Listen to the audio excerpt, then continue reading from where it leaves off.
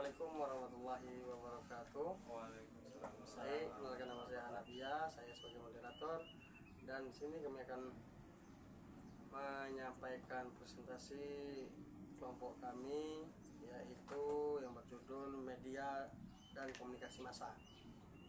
Dalam hal ini akan disampaikan oleh saudara kita Erik Yulanda,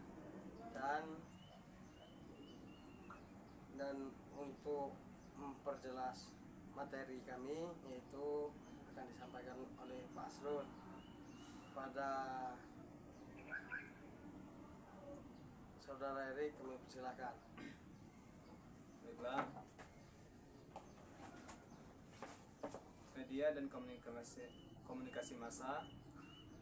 Menurut Dennis McQuail tahun 2000, media massa memiliki sifat atau karakteristik yang mampu menjangkau massa dalam jumlah besar dan luas, bersifat publik, dan mampu memberikan popularitas kepada siapa yang muncul di media massa. Karakteristik media tersebut memberikan konsekuensi bagi kehidupan politik dan budaya masyarakat kontemporer dewasa ini. Dari perspektif politik, media massa telah menjadi elemen penting dalam proses demokratisasi karena menyediakan arena yang saluran bagi debat politik, menjadikan calon pemimpin politik dikenal luas masyarakat, dan juga berperan menyebarluaskan berbagai informasi dan pendapat. Media dan masyarakat. Peran media massa dan komunikasi massa di negara-negara demokrasi modern dengan sistem informasi yang terbuka serta memiliki pasar bebas free market atau sistem pasar campuran yang terintegrasi ke dalam struktur ekonomi dan politik internasional sebagaimana di negara-negara barat dan juga di Indonesia. Adanya perbedaan antara media barat dengan media di negara-negara lainnya tidak saja disebabkan karena adanya perbedaan dalam hal tingkat perkembangan ekonomi, namun juga disebabkan adanya perbedaan besar dalam kebudayaan dan juga perjalanan sejarah yang berbeda. Studi komunikasi massa tidak dapat dihindari diri dari hal-hal yang terkait dengan nilai-nilai dan konflik politik dan sosial. Setiap masyarakat dan dasarnya memiliki ketegangan, baik yang tersembunyi maupun terbuka, dan bahkan juga konflik yang sering meluas ke wilayah internasional.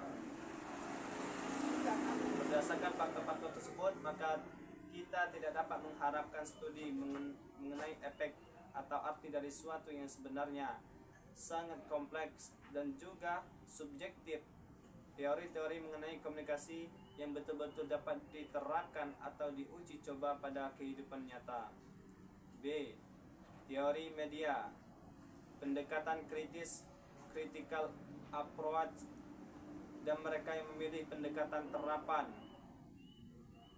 Lazar Speth tahun 1941 menyebut dua hal ini sebagai orientasi administratif dan orientasi kritis.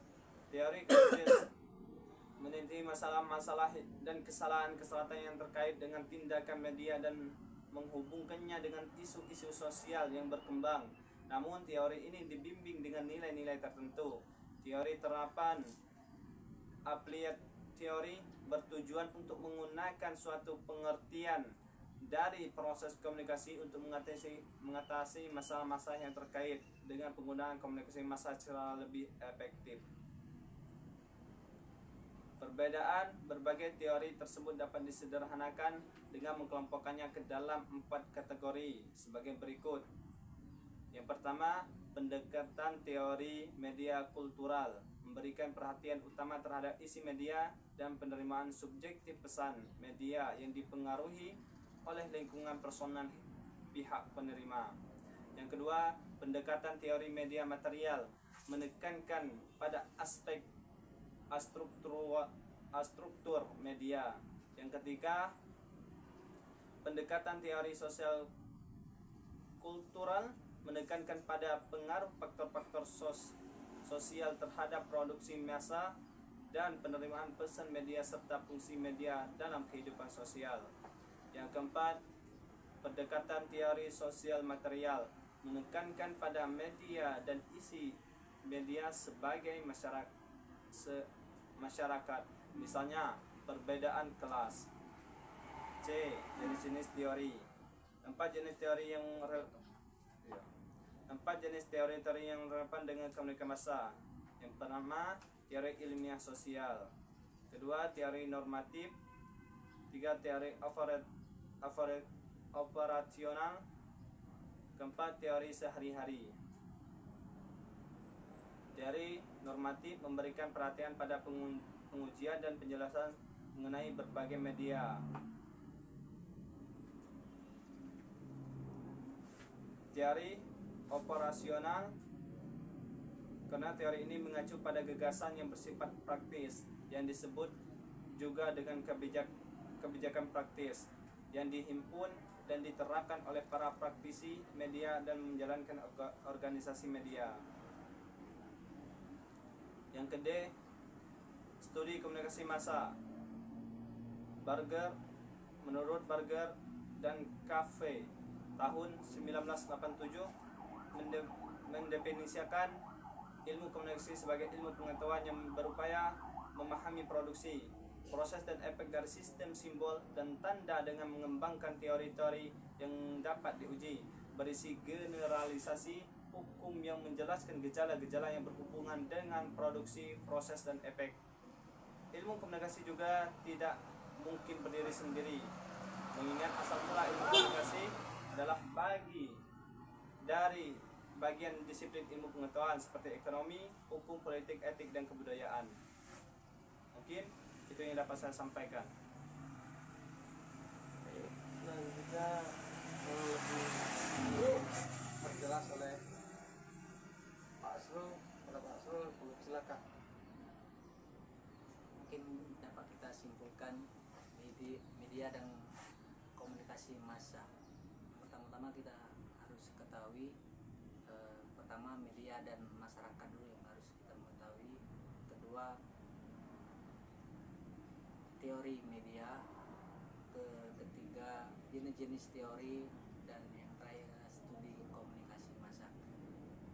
Ya, mungkin bisa kita jelasi jenis-jenis teori. Teori itu ada teori ilmiah sosial, teori normatif, teori operasional, dan teori sehari-hari. Mungkin demikian yang dapat kita simpulkan untuk hari ini. Kita kembalikan ke moderator. Baik, demikian tadi penjelasan materi dari kelompok kami. Dengan berakhir pula yang disampaikan oleh Pak Asrul, bahwasanya teori-teori tersebut kita pelajari dengan sesama, baik teori massa, media, masyarakat, dan lain-lain sebagainya. Maka dari itu, saya sebagai moderator mohon maaf apabila ada kesalahan, lebih dan kurang saya mohon ampun. Saya akhiri, wassalamualaikum warahmatullahi wabarakatuh.